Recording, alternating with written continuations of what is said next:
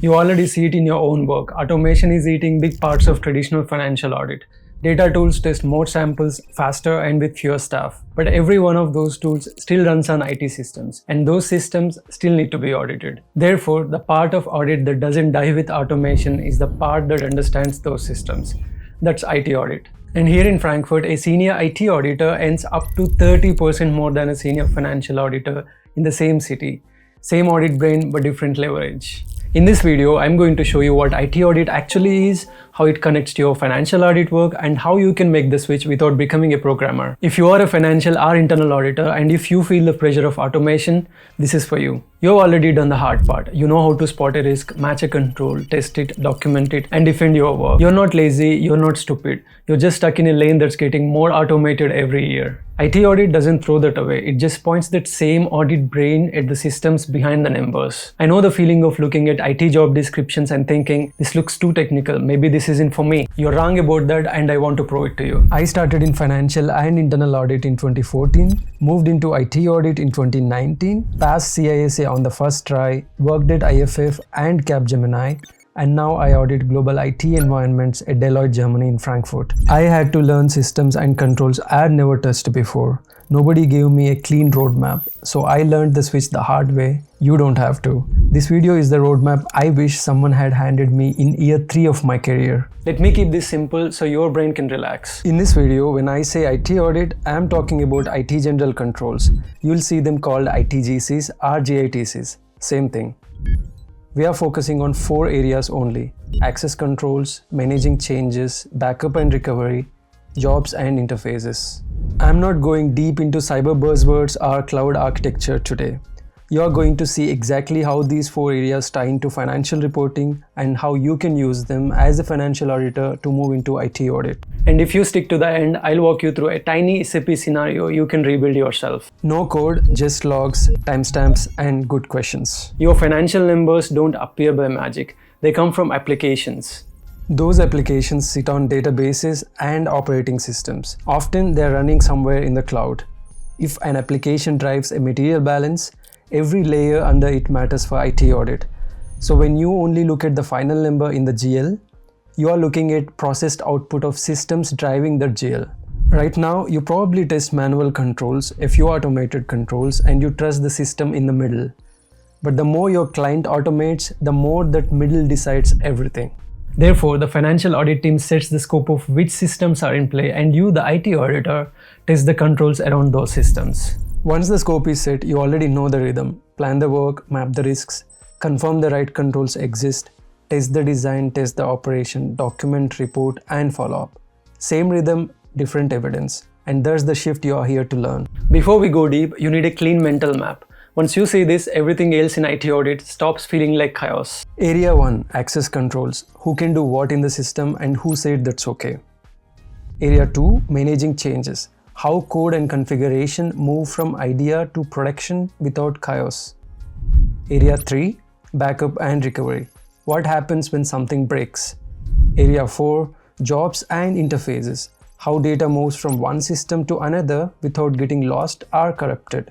If you understand these 4, you can walk into most IT audit discussions and not feel like an outsider. So let's go through each of them quickly but clearly. Then we will hit a real case, and then the SAP mini lab you can practice on this week.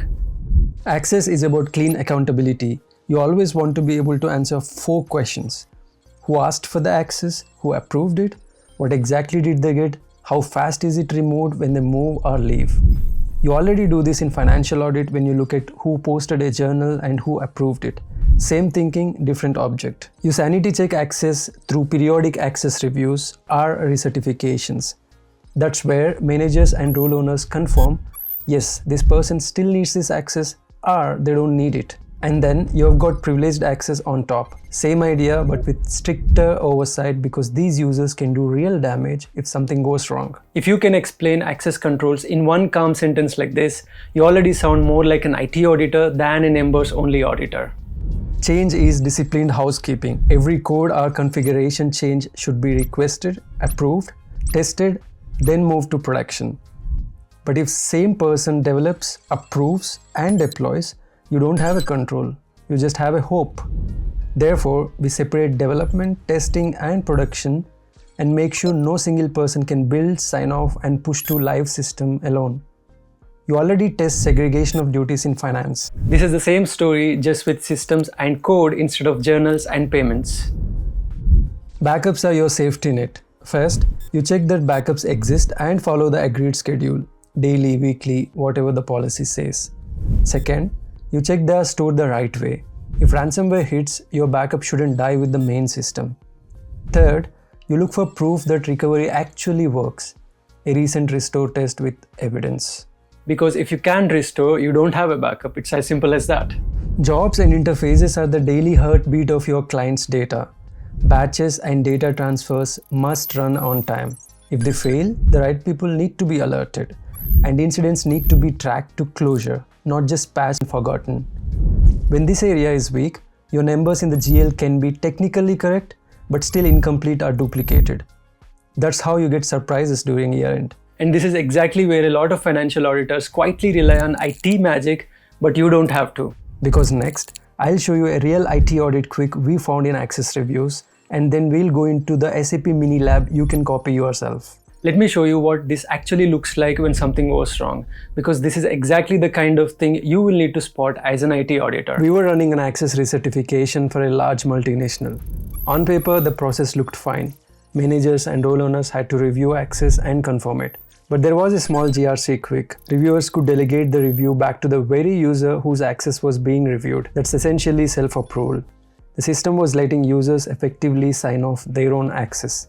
Therefore, the control was broken even though the process diagram looked perfect. We documented it, escalated it, they fixed the rule, we retested the campaign, we closed the risk with fresh evidence. You will hit quicks like this too. If you can spot them, fix them and prove it. You're not just doing IT audit, you're protecting the entire assurance chain. Alright, let's shift from theory to you, because right now you're probably thinking, this sounds interesting, but what do I actually do next? Here is the path that matters. You need to know what evidence you're looking for and where it lives. In interviews and client walkthroughs, you're going to be challenged on what control you're testing, what evidence you expect to see, how you decide if it's working or not. That doesn't mean you customize systems, it doesn't mean you code. Your job in IT audit is to find the right screens, logs, and timestamps and turn them into a clear conclusion. You're not the developer, you are the person who reads the trail and calmly says, based on this evidence, this control works, or this control fails and here is why. And to make that real for you, let's build a tiny SAP scenario you can copy this week. Let's take this one step at a time. Forget all of SAP for a moment. We'll only focus on access provisioning, access removal, and access recertification. First, get an SAP trial up and running and log in. Treat it as a small sandbox you control. Create 3 test users. User A needs access, user B is Ace line manager, user C the role owner. Create 1 safe test role for practice. That's your cast, that's your prop. You're not coding anything, you're just building a tiny believable story you can later read like an auditor. And once you can read this story, you will realize IT audit is closer to what you already do than you think. Now walk through access provisioning like it happens in real life. User A needs a role, so A requests it. The right people to approve are B because B manages A, and C because C owns the role. After granting the role, you go straight to the changelog RSUSR 100N and read what the system recorded. RSUSR 100N is an SAP security report that lets you list and filter users based on detailed selection criteria for audit and analysis. You're looking for the who and the when. Who requested, who approved, what was granted, exactly when it was granted. Here is where your judgment as an auditor matters. You don't stop at someone approved. You ask, were these the right people? So you check the organization chart or authority list. Is B really Ace manager? Is C the named owner for that role? If yes, you conclude it's appropriate. If not, you explain why the approval chain wouldn't pass a real audit. You can summarize it in one calm sentence. User A was given role X on 17th of July at 2 p.m. after approval from Ace manager B and the role owner C. RSUSR 100N shows the grant and the timestamps, and the approvers match their responsibility. If you can say that out loud in an interview, you sound like someone who has actually done the work. Treat access removal as a separate control because it is. Fast forward your story. User A leaves the company, HR records a last working day. Your job is to check whether the system caught up in time. You open RSUSR 100 again and find the removal of role X for A. Then you line the timestamp up against the policy window, 4 days, 7 days, whatever your client chooses. If access was removed on time, you say so clearly. If it was late, are still active after the last working day, you call it an exception. Summarize it like this. HR shows A's last working day as 31st of July. RSUSR 100 shows role X removed on 2nd of August, which meets the 4-day SLA. Or HR shows A's last working day as 31st of July. RSUSR 100 shows role X still active after 5th of August, which is a fail against the 4-day SLA. This is the level of clarity that makes a hiring manager think, okay, you know what to look for. Recertification is a scheduled, still needed check. Set up a second mini scenario. Create user D, make E the line manager and F the role owner.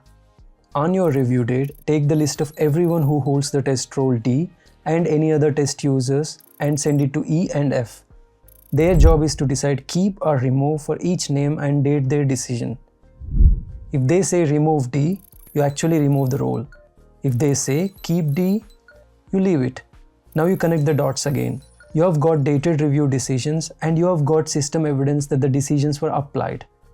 RSUSR 100 should show the removal right after the review if remove was chosen.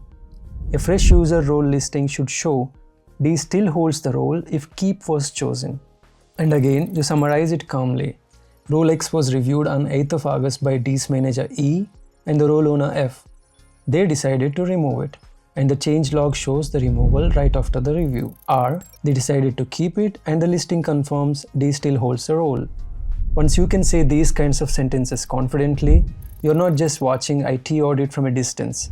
You're doing it even in a tiny lab. Look at what you just did. You started this video thinking IT audit was all about systems, IT and coding, but you just walked through 4 core ITGC areas and a full mini story in SAP using the same audit logic you already use in financial audit. You scoped a system, you looked at who got access, who approved it and when.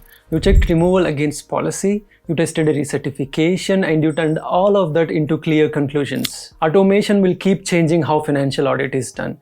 Tools will test more samples with fewer people.